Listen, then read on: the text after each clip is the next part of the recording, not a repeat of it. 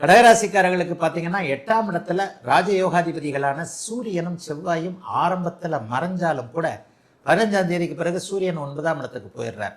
அதே நேரத்தில் 8ல் சூரியனும் செவ்வாய் இருந்தாலும், ஏன்னா 2 10 தனாதிபதி 2ஆம் அதிபதி 8ஆம் இடத்துல இருக்கிறார். இருந்தாலும் அவர் வீட்டையே தன்னுடைய தன வீட்டையே எதிர்பாராத தன லாபம் கிடைக்கும், எதிர்பாராத பண வரவு இருக்கும், ஏற்கனவே ஏமாந்த பணம் திரும்பி வரும். சோசியல் மீடியாவில் பாருங்கள், அங்கே கொடுங்க இங்கே கொடுங்க, சோஷியல் மீடியாவில் வரக்கூடிய மெசஞ்சரில் வர்றது எதையுமே கடகராசிக்காரர்கள் ஒரு 3 வருஷமாக அடிப்படை மாதத்திலிருந்து 8ஆம் பாவகத்தில் தனாதிபதி வலுத்து அப்படியே குருவின் பார்வையில் இருக்கிறனால இழந்த பணத்தை திரும்ப வரக்கூடிய அமைப்பு, எதிர்பாராத இன்ப அதிர்ச்சியாக ஏதேனும் நல்லவைகள் செய்யக்கூடிய 10 கூடியவர்கள் மாதம் முழுவதும் தங்களுக்குள் தொடர்பு கொள்கிறாங்க. எப்படி? அது தர்மகர்மாதிபதி யோகம். 10ஆம் அதிபதி 9ஆம் அதிபதி பார்வையில் இருக்கிறார் இல்லையா, அது கண்டிப்பாக தர்மகர்மாதிபதி யோகம்.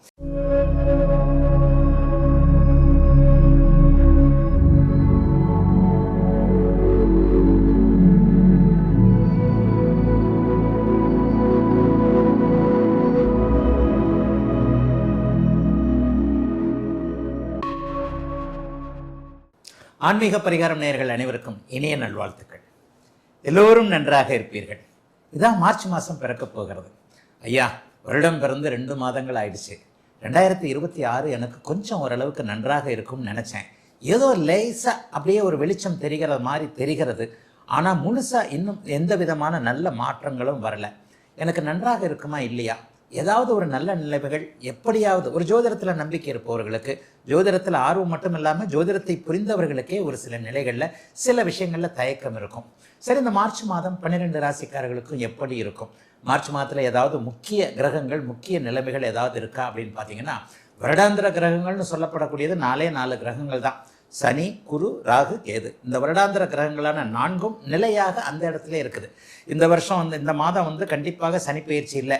ஐயா, வாக்கிய பஞ்சாங்கப்படி சனிப்பெயர்ச்சி மார்ச் மாதம் 7ஆம் தேதி அப்படி இப்படின்னு சொல்கிறாங்களே அப்படின்னு சொன்னீங்கன்னா, வாக்கிய பஞ்சாங்கம் என்பது முழுக்க முழுக்க தவறானது, ஞானிகளுடைய சித்தாந்தத்திற்கு விரோதமானது.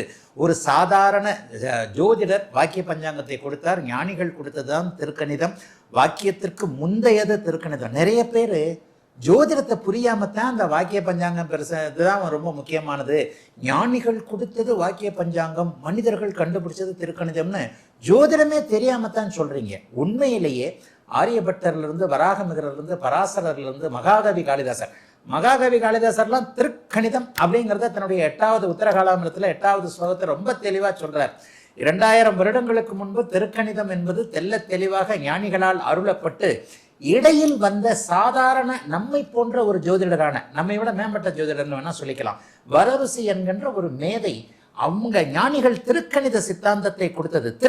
பார்வையின் அடிப்படையில் வரக்கூடிய அந்த சித்தாந்தத்தை கொஞ்சம் எளிமையாக்கி வார்த்தைகளாக வாக்கியமாக மாற்றி ஒரு 800 வருஷத்துக்கு முன்னாடி கொடுத்த இந்த வாக்கிய பஞ்சாங்கத்தை தான் இன்னும் ஞானிகள் கொடுத்ததுன்னு நிறைய பேர் தவறாக புரிஞ்சுக்கிட்டு இருக்கிறீங்க. உண்மையிலேயே ஞானிகள் கொடுத்தது திருக்கணிதம். அதனை அடுத்து சமீப காலத்தில் 800 வருஷங்களுக்கு முன்பாக ஒரு சாதாரண ஜோதிடர் கணிச்சது தான் வரருசியை கொடுத்த வாக்கிய சித்தாந்தன்றது நிறைய பேருக்கு புரியாது. ஆகவே வாக்கிய பஞ்சாங்கப்படி சனிப்பெயர்ச்சி நடக்குதே அப்படின்னு சொல்றவங்களுக்கு சர்வ நிச்சயமாக இல்லை. திருக்கணிதப்படி சென்ற வருடமே சனிப்பெயர்ச்சி நடந்துருச்சு. இந்த மார்ச் மாதம் குரு அதே இடத்தில் இருக்கிறார், சனி அதே இடத்தில் இருக்கிறார், ராகு கேதுக்கள் அதே இடத்தில் இருக்க எப்பவுமே மாத கிரகங்கள் மாறும் இல்லையா? இந்த மார்ச் மாதத்தில் ஏதாவது விசேஷம் இருக்கா? எப்பவும் போல மார்ச் மாதம் கும்பத்திலிருந்து மீனத்திற்கு மாறுகிறார். யாரு? நம்ம சூரியன். தமிழ் மாதம் அவர் ஒரே வீட்டில் இருப்பார், ஆங்கில மாதத்தில் 2 வீட்டில் இருப்பார். அப்போ மார்ச் மாதத்தின் ஆரம்பத்தில் கும்ப வீட்டில் இருக்கக்கூடிய சூரியன் அதனை அடுத்து அப்படியே மீன வீட்டிற்கு மாறுகிறார்.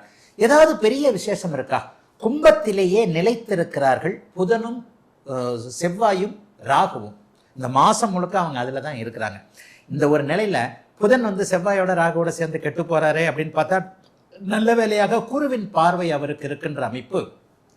கும்பத்தில் நிறைய கிரகங்கள், சூரியன், புதன், செவ்வாய், ராகு ஆகிய 4 கிரகங்கள், குறிப்பாக 3 கிரகங்கள் ராகுவின் பிடியில் இருக்கின்ற ஒரு அமைப்பை நிவர்த்தி செய்யக்கூடிய விதமாக குருவின் பார்வையும் உங்களுக்கு நல்ல விதமாக இருக்கு. அதனால புதனோ செவ்வாயோ பலவீனமாக இல்லை என்பதுதான் உண்மை. வேற ஏதாவது மார்ச் மாசத்துல ஸ்பெஷல் இருக்கா? ஒரு 20-25 நாள் சுக்கிரன் உச்சமா இருக்கிறாருங்க.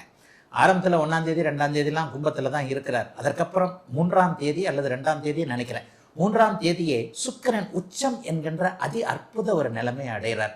ரிஷபராசிக்காரங்களுக்கும் துளாராசிக்காரங்களுக்கும் சுக்கிரன் உச்சம் இந்த மாதம் முழுவதும் ஒரு 20 நாட்கள் இருப்பது என்பது 20-25 நாட்கள் இருக்கிறார் என்பது மிகப்பெரிய ஒரு நல்ல அமைப்பு. மாதத்தின் இறுதியில் தான் அவர் உச்சத்திலிருந்து விலகுகிறார்.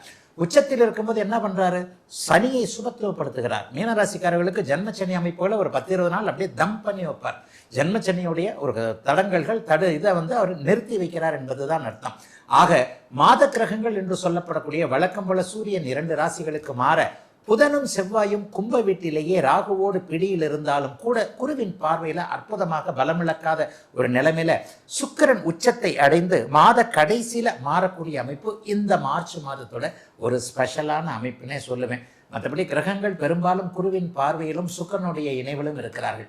குருவின் பார்வையில ராகு, செவ்வாய், புதன் மாதம் முழுவதும் இருக்க சனி, சூரியன் இருவரும் உச்ச சுக்கிரனுடைய தொடர்பில் இருப்பது கிட்டத்தட்ட பாருங்க 7 பெரிய மிகப்பெரிய கிரகங்கள்ல ஒரு 5-6 கிரகங்கள் சுபத்துவமாக இருக்கின்றன. ஆகவே மார்ச் மாதம் பெரிய கஷ்டங்கள் எதுவும் இருக்காது. ஐயா நான் ரொம்ப கஷ்டப்படுறேங்க என்னங்க அப்படின்னு சொல்றவங்களுக்கு அந்த ரொம்ப அப்படிங்கிற வார்த்தையை எடுத்துட்டு வெறும் கஷ்டம் மட்டும்தான் படுறீங்கன்ற அளவுக்கு தான் இருக்கும். ஏன்னா 12 ராசிக்காரர்களுக்கும் நல்ல பலனே சொல்ல முடியாது. ஒரு ராசியில 65-70 கோடி பேர் பிறக்கிறீங்க. இப்ப இந்த 65-70 கோடி பேர் பிறக்கின்ற ஒண்ணுல உதாரணமாக மீனராசிக்காரர்கள் இப்போது ஜென்மச்சனியினால் கஷ்டப்படுவார்கள் அப்படின்னு சொன்னா எல்லாரும் கஷ்டப்படுவாங்களா? உண்மையிலே கிடையாது. ஏனென்றால் அவரவருடைய தகுதி இருப்பிடத்திற்கு ஏற்றாற் போல ஒருத்தர் ஏழையாக இருப்பார், ஒருத்தர் பணக்காரராக இருப்பார், ஒருத்தர் பெருங்கோடீஸ்வரராக இருப்பார், ஒருத்தர் மிடில் கிளாஸாக இருப்பார், ஒருத்தர் ரொம்ப லோயர் மிடில் கிளாஸாக இருப்பார். இப்படிலாம் இருக்குல்ல அவங்க பிறந்த ஜாதக அமைப்பு. அதற்கேற்றாற் போல ராசி பலன்ல கிரகங்கள் கொஞ்சம் நன்றாக வரும் பொழுது ரொம்ப கஷ்டப்படுறவர் கொஞ்சம் கஷ்டப்படுற நிலைமைக்கு மாறுவார், அல்லது சாதகமான கொஞ்சம் பலன்கள் நடக்கக்கூடிய திருப்தி அமைப்புகளில் தான் இருப்பார்.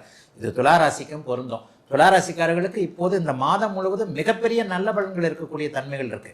ஆனா எல்லாரும் கமெண்ட்ல என்ன சொல்லுவீங்க? ஐயா ஆஹா ஓஹோ அப்படின்னு தான் சொல்றீங்க, இங்க ஒன்றும் நடக்கலைங்க, நான் கஷ்டப்பட்டுக்கிட்டு இருக்கிறேங்கன்னு சொல்லுவீங்க. ஆனா அந்த கஷ்டப்பட்டு இருக்கிறவங்களுக்கு கூட நான் என்ன சொல்லுவேன் அப்படின்னா, 5 ரூபாய் சம்பாதிக்கக்கூடியவருக்கு 50 ரூபாயும், 500 ரூபாய் சம்பாதிக்கக்கூடியவருக்கு 1000 ரூபாயும், 1000ற்கு 5000ம், 5000ற்கு 50,000ம், 50,000ற்கு லட்சமும் அவரவருடைய படிநிலைகளுக்கு ஏற்ப வருமானங்கள் உயரத்தான் இருக்கும். 5 ரூபாய் சம்பாதிக்கிறவர் 5 கோடி சம்பாதிக்கிற அளவுக்கு மாறிட மாட்டார். இது உங்களுக்கே நன்றாக தெரியும். இப்பொழுது 12 ராசிக்காரர்களுக்கும் மீன முதல் மேஷம் வரையிலான இந்த 12 ராசிக்காரர்களுக்கும் இந்த மார்ச் மாதம் எத்தகைய நல்ல அல்லது சாதகமற்ற பலன்களை செய்யும் அப்படிங்கிறத பார்த்துடலாம். கடகராசிக்காரர்களுக்கு பார்த்தீங்கன்னா 8ஆம் இடத்துல ராஜயோகாதிபதிகளான சூரியனும் செவ்வாயும் ஆரம்பத்தில் மறைஞ்சாலும் கூட 15ஆம் தேதிக்கு பிறகு சூரியன் 9ஆம் இடத்துக்கு போயிடுறார். அதே நேரத்தில் 8ல் சூரியனும் செவ்வாய் இருந்தாலும், ஏன்னா 2 பத்துக்குடையவர்கள், தனாதிபதி 2ஆம் அதிபதி 8ஆம் இடத்துல இருக்கிறார். இருந்தாலும் அவர் வீட்டையே தன்னுடைய தன வீட்டையே பார்க்கிறார். ராஜயோகாதிபதியான செவ்வாய் 8ல் மறைகிறார். ஆயினும் அவர் அங்கே குருவின் பார்வையில் இருக்கிறார். இந்த ஆயினும்னா என்னங்க பலன்? எதிர்பாராத தனலாபம் கிடைக்கும், எதிர்பாராத பணவரவு இருக்கும், ஏற்கனவே ஏமாந்த பணம் திரும்பி வரும். சோசியல் மீடியாவில் பாருங்க, அங்கே கொடுங்க இங்கே கொடுங்க, சோசியல் மீடியாவில் வரக்கூடிய மெசஞ்சரில் வர்றது எதையுமே கடகராசிக்காரர்கள் ஒரு 3 வருஷமாக அடிபட்டு போயிருப்பீங்க. ஆன்லைன் ட்ரேடிங் பண்ணேன், அதை பண்ணினேன், இதை பண்ணினேன், 15 ரூபா கொடு 1 லட்சம் ஆக்கி தர்றேன், அதை போடு, மல்டிபிள், ஒரே நாளில் 10,000 சம்பாதிக்கலாம், 2 நாளில் 10,000 சம்பாதிக்கலாம். இந்த மாதிரி வாட்ஸ்அப் குரூப்பை நீங்கள் திறந்தீங்கன்னாலே அதில் வர்றதெல்லாம் முக்காவாசி ஃபேக்கு தான். இந்த மாதிரியான ஃபேக் போலி செய்திகளால் பாதிக்கப்பட்டிருந்து பணத்தை இழந்த அத்தனை கடகராசிக்காரர்களுக்கும் இந்த மாதத்திலிருந்து 8ஆம் பாவகத்தில் தனாதிபதி வலுத்து அப்படியே குருவின் பார்வையில் இருக்கிறதுனால இழந்த பணத்தை திரும்ப வரக்கூடிய அமைப்பு, எதிர்பாராத இன்ப அதிர்ச்சியாக ஏதேனும் நல்லவைகள் செய்யக்கூடிய ஒரு அமைப்பு. ஏற்றுமதி இறக்குமதி தொழிலில் கடந்த காலத்தில் கொஞ்சம் கஷ்டத்தில் இருந்தவங்க எல்லாருக்குமே இந்த மாதத்திலிருந்து வருமானங்கள் வரக்கூடிய ஒரு நிலைமை. மேற்கு திசை சார்ந்த தொழில் அமைப்புகளோடு தொடர்பு கொண்டவர்கள், அதே மாதிரி இரும்பு சார்ந்த மெஷினரிசி சார்ந்த தொழில்களோடு தொடர்பு கொண்டவர்கள் எல்லோருக்குமே கடந்த 3 வருடங்களாக இருந்து வந்த கஷ்டங்கள், நஷ்டங்கள், விரயங்கள், துன்பங்கள், துக்கங்கள், துயரங்கள் எல்லாம் விலகக்கூடிய ஒரு அருமையான மாதமாக இந்த மாதம் அமையுங்க. இன்னொன்று தன்னம்பிக்கை வருங்க, பெரிய அளவில் தன்னம்பிக்கை வரும். எல்லா நிலைகள்லையும் கடந்த காலத்தில் இருந்து வந்த ஒரு சோதனைகள் எல்லாம் விலகக்கூடிய அமைப்புகள் இப்போது வருகிறது.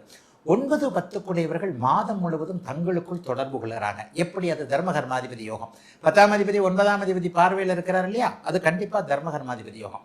ஒரு மனுஷனுக்கு குடும்பத்தில் நிம்மதி இல்லைன்னா கூட வெளியில் தொழிலில் ஏதாவது ஒன்று சக்ஸஸ் பண்ணால் பகல் ஃபுல்லாக நிம்மதியாக தாங்க இருக்கிறேன், 4 காசு சம்பாரித்தேன், பொண்டாட்டி புள்ள புருஷனுக்கான சில விஷயங்களை எதிர்பார்ப்புகளை பூர்த்தி செய்ய முடியுதுன்ற ஒரு நல்ல நம்பிக்கை வரும் இல்லையா? அந்த மாதிரி வீட்டில் கொஞ்சம் அமைதியின்மை இருந்தாலும் கூட அத்தனை கடகராசிக்காரர்களுக்கும் தொழில் ரீதியாக இந்த மார்ச் மாதத்தில் நல்லவைகள் நடக்கக்கூடிய அமைப்புகள் உண்டுங்க. சிலருக்கு எதிர்பாராத இன்ப அதிர்ச்சியாக ப்ரொமோஷன், சம்பள உயர்வு போன்றவைகள் கிடைக்கும்.